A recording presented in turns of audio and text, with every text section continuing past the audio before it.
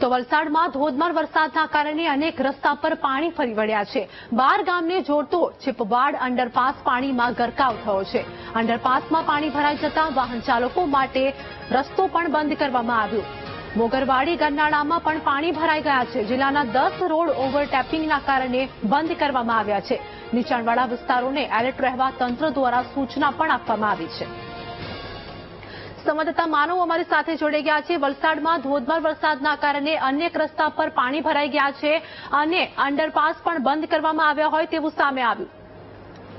વલસાડ જિલ્લામાં છેલ્લા 24 કલાકથી અવિરત વરસાદ પડ્યો છે અને જે રીતે ધરમપુર અને કપરાડાના જંગલ વિસ્તારમાં જે વરસાદ પડ્યો છે તેની સીધી અસર જિલ્લાની તમામ નદીઓ એટલે કે લોકમાતા પર થઈ રહી છે। તમામ નદીઓમાં નવા નીર અને કેટલીક નદીઓ તો હવે બંને કાંઠે વહી રહી છે। તો સૌથી વધુ મુશ્કેલી શહેરીજનોને પડી રહી છે।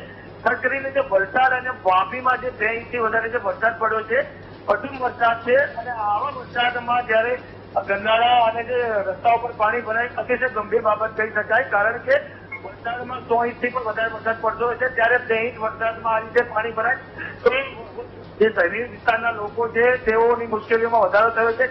ખાસ જણાવવાનું કે જે 12 ગામને જોડતો જે અંડરપાસ છે ચીકવાડ ગરનાળું તેમાં પાણી ભરાયું છે તો મોગરાવાડી જે ગરનાળું છે તેમાં પણ પાણી ભરાયું છે। તો આ તરફ વાપીમાં જે મુખ્ય મોટું ગરનાળું અને નાનું ગરનાળું બંનેમાં પાણી ભરાયા છે। એટલે ક્યાંક ને ક્યાંક આજે 2 ઇંચથી જેટલા સામાન્ય વરસાદમાં વાપીવાસીઓ અને વલસાડવાસીઓ મુશ્કેલીનો સામનો કરી રહ્યા છે।